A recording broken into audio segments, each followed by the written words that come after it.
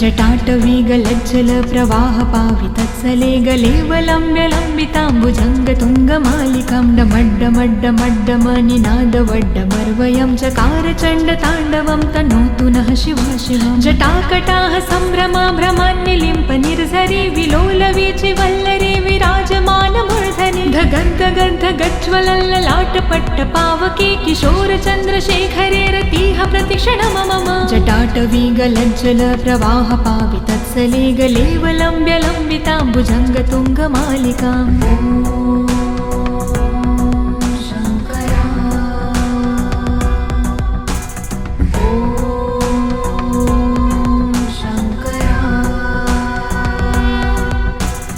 धराधरेन्द्रनन्दिनी विलासबन्धुबन्धुरसुराद्रिगन्धसन्तति प्रमोदमान मानसे कृपाकटाक्षधारिणी निरुद्ध दुर्धरापदे कवचदिगम्बरे मनो विनोदमेतु वस्तुनि जटाभुजङ्गपिङ्गल स्फुरत्फणामणि प्रभा कदम्ब कुङ्कुमाद्रवा प्रलिप्त दिग्वधूमुखे मदान्धसिन्धुरस्फुरत्वगुत्तरीय मेदुरे मनो विनोदधुत्तं बिम्भर्तु भूतभर्तरे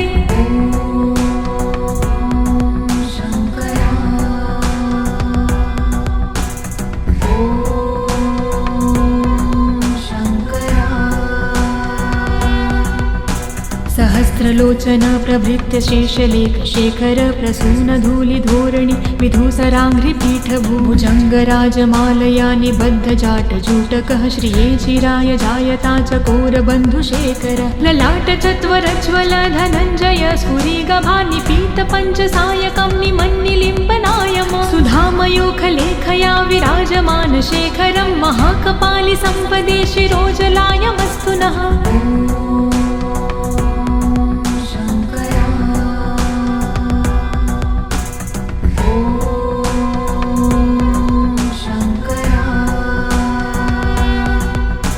करालभालपट्टिकाधगद्धगद्धगज्वल धनञ्जयाधरीकृत प्रचण्ड पञ्चसायके धराधरेन्द्रनन्दिनी कुचाग्रचीतपत्रक प्रकल्पनैकशिल्पिनी त्रिलोचने मते मम नवीनमेघमण्डली निरुद्ध दुर्धरस्फुरत् कहोनिशीथिनी तमः प्रबन्धबन्धुकन्धरः निलम्पि निर्झरीधरस्तनोतु कृत्तिसिन्धुरः कलानिधानबन्धुरः श्रियं जगन्धधुरधरः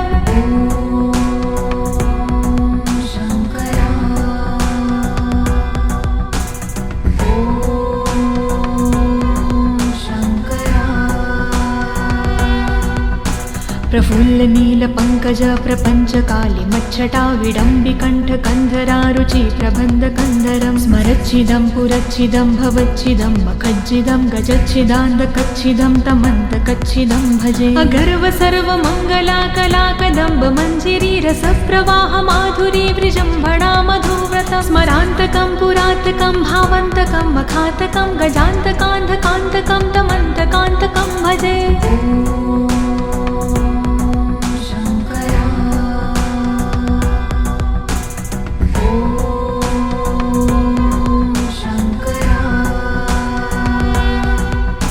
जयद्वद ब्रवीभ्रम भ्रमद्दजङ्गमस्फुर धगद्धगद्विनिर्गमत्करालबालहव्यव धिमिद्धिमिद्धिमिद्धिमिन्मृदङ्गतुङ्गमङ्गलं ध्वनिक्रम प्रवर्तित प्रचण्डताण्डव शिव दृशाद्विचित्रतल्पयोर्भुजङ्गमौक्तिकं स्रजो गरिष्ठरत्नलोष्टयो सह द्विपक्षपक्षयो त्रिणारविन्दचक्षुषो प्रजामहिन्महेन्द्रयो समं प्रवर्तयन्मनः कदा सदा शिवं भजे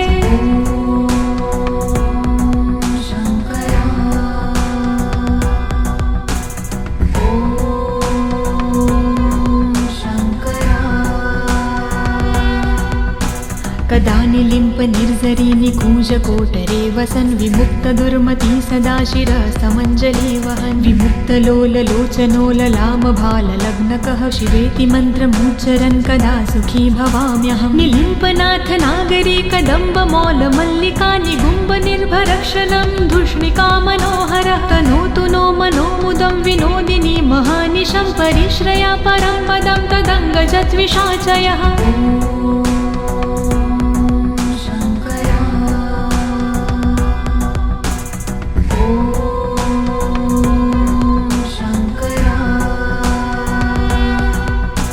प्रचण्डवाडवानल प्रभाशुभ प्रचारिणी महाष्टिसिद्धकामिनी जनावहूत जल्पना विमुक्तवामलोचनो विवाहकालिकध्वनि शिवेति मन्त्रभूषगो जगज्जयाय जायता इमं हि नित्यमेव मुक्तमुत्तमोत्तं स्तवं पठन् स्मरन् ब्रुवन्नरो विशुद्धमेति सन्ततं हरे गुरो सुभक्तिमाशु याति नायशागति विमोहनं हि देहनातु शङ्करस्य चिन्तनम्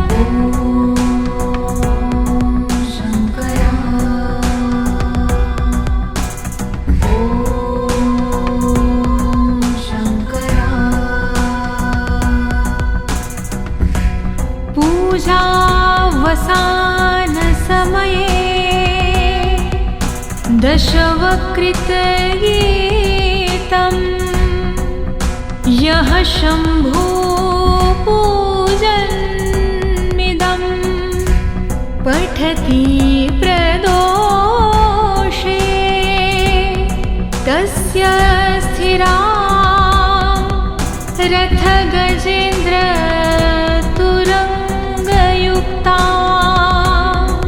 लक्ष्मी सदैव सुमुखी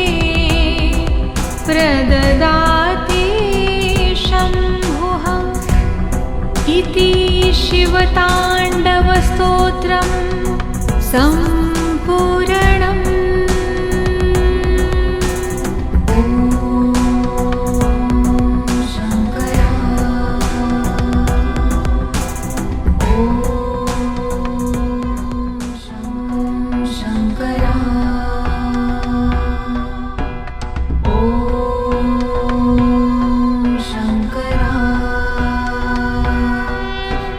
जटाटवीगलज्जल प्रवाह पावितत्सले गलेवलम्ब्य लम्बिताम्बुजङ्गतुङ्गमालिकां डमड्डमड्डमड्डमनिनादवड्डमर्वयं चकार चण्डताण्डवं तनोतु नः शिवा शिवं जटाकटाः सम्भ्रमा भ्रमान्यलिम्प निर्झरि विलोलवीचि वल्लरे विराजमानमूर्धनि धगन्धगन्धगज्ज्वलल्ललाटपट्टपावके किशोरचन्द्रशेखरे रतिः प्रतिक्षणं मम जटाटवीगलज्जल प्रवाह पावितत्सले गलेवलम्ब्य लम्बिताम्बुजङ्गतुङ्गमालिकाम्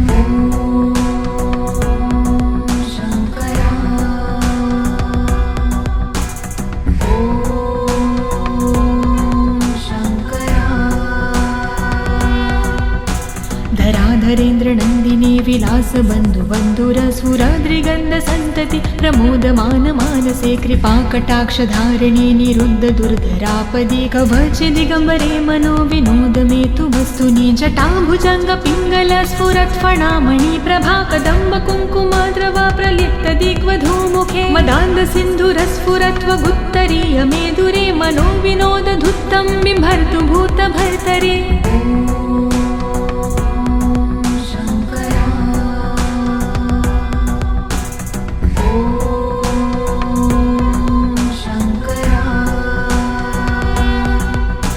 सहस्रलोचन प्रभृत्य शेषलेख शेखर प्रसून धूलिधोरणि विधूसराङ्घ्रिपीठ भुजङ्गराजमालया निबद्ध जाटजूटकः श्रिये चिराय जायता चकोरबन्धुशेखर ललाट चत्वरज्वल धनञ्जय स्फुरिगभानिपीत पञ्चसायकं निमन्निलिम्बनायम सुधामयूखलेखया विराजमान शेखरं महाकपालि सम्पदे शिरोजलायमस्तु नः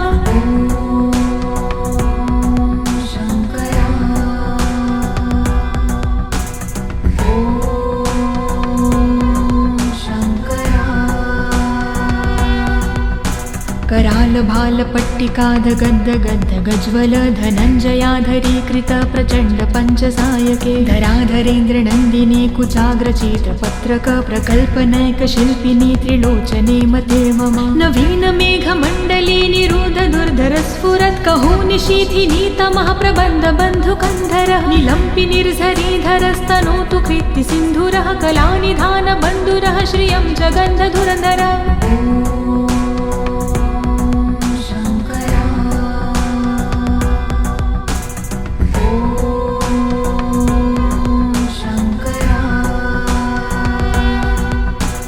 प्रफुल्लनीलपङ्कज प्रपञ्चकालिमच्छटा विडम्बिकण्ठकन्धरारुचि प्रबन्धकन्धरं स्मरच्छिदं पुरच्छिदं भवच्छिदं मखज्जिदं गजच्छिदान्धकच्छिदं तमन्तकच्छिदं भजे अगर्व सर्वमङ्गला कलाकदम्ब मञ्जिरी रसप्रवाह माधुरी विजृम्भणा मधुव्रतं स्मरान्तकं पुरान्तकं भावान्तकं मखान्तकं गजान्तकान्धकान्तकं तमन्तकान्तकं भजे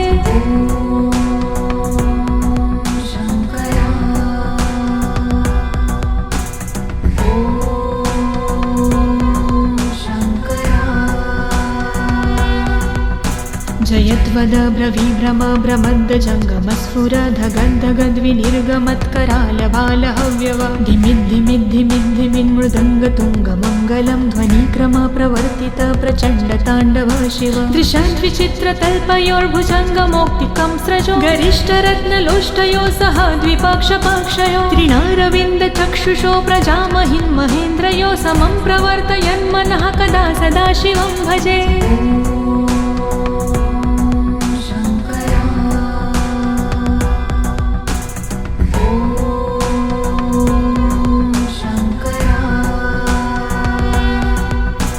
कदा निलिम्प निर्झरी निकूजकोटरे वसन् विमुक्तदुर्मती सदा शिरसमञ्जली वहन् विमुक्तलोललोचनो ललामभाललग्नकः शिवेति मन्त्रमुच्चरन् कदा सुखी भवाम्यहं निलिम्पनाथ नागरी कदम्बमौलमल्लिका निगुम्ब निर्भरक्षलं धूष्णिका मनोहरः तनोतु नो मनोमुदं विनोदिनी महानिशं परिश्रया परं पदं तदङ्गजद्विषाचयः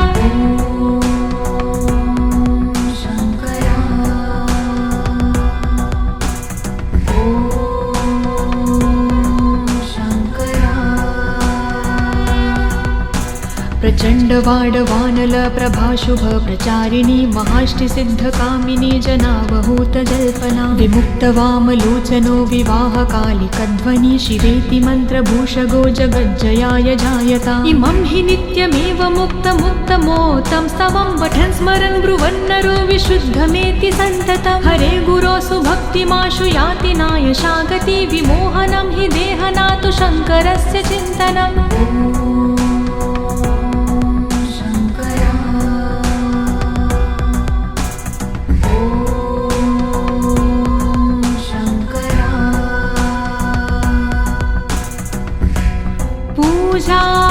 पूजावसान समये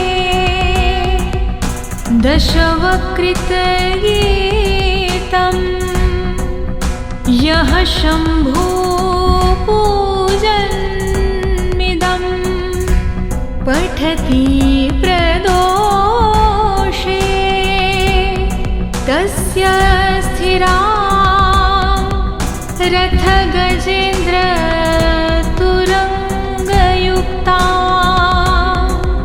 लक्ष्मी सदैव